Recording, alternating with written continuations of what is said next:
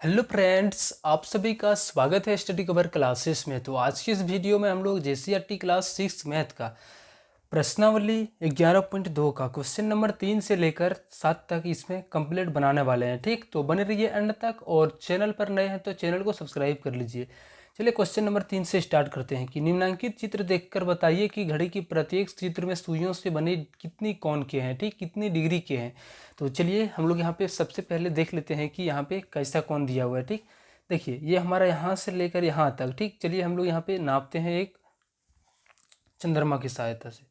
चलिए एक बात आप लोग याद रखिएगा कि चलिए कहीं पे भी इस तरीके से बने कोण तो हम लोग उसको 90 डिग्री कहते हैं। ठीक, चलिए ये रहा हमारा कोई भी, अगर यदि ये हमारा अगर यदि सीधा सीधी इस तरीके से रेखा आए और इस तरीके से यहाँ पे कटे, ठीक, तो इसको हम लोग बोलते हैं 90 डिग्री और इसका माप जो होता है वही 90 डिग्री होता है। तो देखिए कुछ कंडीशन यहाँ पे सेम इसी तरीके से यहाँ पे देखिए ये इसी तरीके से कट रहा है। ठीक, तो इसका जो मान हो जाएगा वो 90 डिग्री हो जाएगा। ठीक, अब उसके बाद यहाँ पे देखिएगा, इसमें ध्यान से देखिएगा। ठीक, अगर यदि हमारा रेखा वो सीधा हो जाता है तो 90 इधर से और 90 इधर से जुट जाता है तो 90 और 90 दोनों मिला के ये सीधा रेखा 180 के बराबर। तो ये जो सीधा रेखा टोटल हो जाएगा ये 180 डिग्री के बराबर। ठीक, तो वैसे ही यहाँ पे देखिए एक सीधा रेखा बना रहा है। ठीक, तो इसका जो मान हो जाएगा 180 डिग्री हो जाएगा। अब इसका हम लोग मान निकालेंगे तो चलिए, अगर यदि ये हमारा यहाँ पे रहता है ऐसा ऐसे यहाँ से सीधा रहता तो 90, सोझा आता तो ये हमारा 180 हो जाता। ठीक, 180, उसके बाद देखिए फिर से इधर 90 जोड़ गया है, इधर से फिर से 190 जाके मुड़ गया है तो 180 और 90 को जोड़ेंगे इसमें 3 बार, टोटल 90 90 3 बार जोड़ेंगे तो 9 70। देखिए आपका इधर से मांगा जा रहा है। ठीक, इधर से मांगा जा रहा है तो इसका जो मान हो जाएगा वो 270 डिग्री हो जाएगा। और अगर यदि इधर से, अगर यदि ये रो हमारा इधर से रहता है, चलिए अब हम लोग क्वेश्चन नंबर 4 नंबर पर आते हैं। ठीक, तो देखिए ये हमारा एक टोटल संपूर्ण कोण घूम गया है, यहाँ से लेकर कर यहाँ तक पूरा गया है। ठीक, तो ये हमारा कितना हो जाता है 360 डिग्री। संपूर्ण कोण जो बनता है वो हमारा 360 डिग्री। देखिए एरो जो है सो हमारा यहाँ से स्टार्ट हुआ है और एरो फिर से वहाँ तक जाके एंड हो गया है। तो ये हमारा टोटल एक सर्कल को पूरा घूम जाता है तो ये हमारा 360 डिग्री हो जाता है। ठीक, चलिए अब हम लोग नेक्स्ट इसका क्वेश्चन नंबर पर आते हैं। चलिए क्वेश्चन नंबर 4 नंबर पर आते हैं। निम्नलिखित प्रत्येक कोणों को देखकर बताइए कि ये किस प्रकार के कोण है, अर्थात न्यून कोण और अधिक कोण या समकोण। ठीक, चलिए हम लोग यहाँ पे देखेंगे कि ये कौन सा कोण होता है। तो देखिए हमारा ये तो है समकोण है, ये 90 डिग्री है तो ये हमारा समकोण हो जाएगा। ठीक, आप लोग आंसर जो कीजिएगा नोटबुक में कीजिएगा, वहाँ पे 1 नंबर का आंसर इस तरीके से देखिए और वहाँ पे लिखिएगा आपको समकोण। ठीक, ऐसे बुक में नहीं लिखना है आप लोगों को, मैं सिर्फ यहाँ पे जो साफ फिगर है इसके लिए, और यहाँ पे हम फिर से हम वहाँ पे कॉपी पे बनाने पे इस पॉसिबल नहीं था उतना। ठीक, देखिए ये हमारा कौन सा कोण है, तो न्यून कोण तो हमारा ये 90 से कम होता है। अगर यदि ये 90 रहता है, यहाँ से लेकर यहाँ तक ये सीधा रहता तो ये 90 रहता है, लेकिन ये क्या है 90 से इधर ही है यानी कम है, तो 90 से कम हमारा न्यून कोण हो जाएगा। ठीक, इसमें देखिए हमारा अगर ये सीधा रहता तो ये 90 था। ठीक, लेकिन ये क्या है उससे ज़्यादा है, तो 90 से ज़्यादा का कोण जो होता है हमारा अधिक कोण होता है। तो हम लोग यहाँ पे लिखेंगे अधिक कोण। ठीक, अब इसमें देखिए तो ये हमारा पहला रेखा हो गया, और अगर यदि यहाँ पे सीधा आता तो ये 90 डिग्री होता है और उससे कम ही है यानी इधर ही है तो ये हमारा न्यून कोण हो जाएगा, ये न्यून कोण हो जाएगा। ठीक, आप लोग लिख लीजिएगा। अब इस पर आते हैं तो ये हमारा अगर यदि यहाँ पे सीधा रहता ये हमारा अधिक कोण है। आप लोग अब समझ गए होंगे। ठीक, ये हमारा ये 90 डिग्री है तो ये समकोण है। 90 डिग्री है इसलिए क्योंकि यहाँ पे देखिए आपका रेखा किस तरीके से इधर से जाके सीधा, एकदम इधर से भी सीधा इधर से भी सीधा है। ठीक,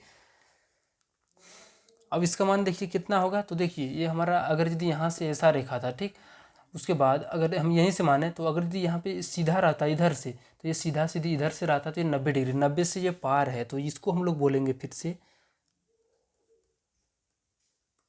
अधिक कोण।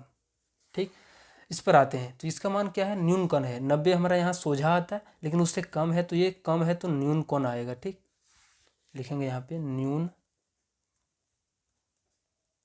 कोण। ऐसे आप लोगों को नोटबुक पर इसको लिखते चलना है। ठीक, चलिए हम लोग क्वेश्चन नंबर इसका 5 नंबर पर आते हैं। क्वेश्चन नंबर 5 में है कि निम्नांकित कथन सत्य टी और असत्य के लिए एफ। सत्य टी मैंने ट्रू और एफ का मतलब फॉल्स। ठीक, जहाँ पे सही होगा तो उसके लिए सत्य और जहाँ पे गलत होगा उसके लिए फॉल्स का यूज करना है। एक न्यून कोण का मान 90 से क्या होता है, इसका मतलब होता है कि कम, 90 से कम होता है। इधर घुमा हुआ है तो 90 से ये कम है, ठीक। अगर यदि इधर घुमा रहता है तो ये 90 से ज़्यादा होता है, 90 से ये कम होता है, तो ये बिल्कुल सही बात है। तो हम लोग लिखेंगे इसके लिए टी यानी ट्रू। एक अधिक कोण की माप 90 से कम होता है, तो ये गलत बोल रहा है, 90 से कम नहीं, 90 से कौन न्यून कोण होता है, तो हम लोग इसके एफ लिखेंगे, ठीक। एक प्रतिवर्ती कोण का मान कितना होता है, 180 डिग्री से ज़्यादा होता है, तो ये बिल्कुल सही बात है, ठीक। एक प्रतिवर्ती कोण का मान 180 से ज़्यादा होता है, ठीक, ये सही, बिल्कुल सही बात है। इसको हम लोग लिखेंगे टी। एक संपूर्ण घूर्णन का माप 360 डिग्री होता है।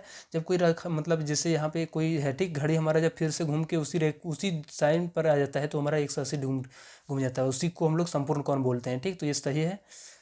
एक समकोण 180 डिग्री, एक समकोण जो होता है 90 डिग्री के बराबर होता है, ये गलत बोल रहा है तो एफ लिखेंगे, ठीक।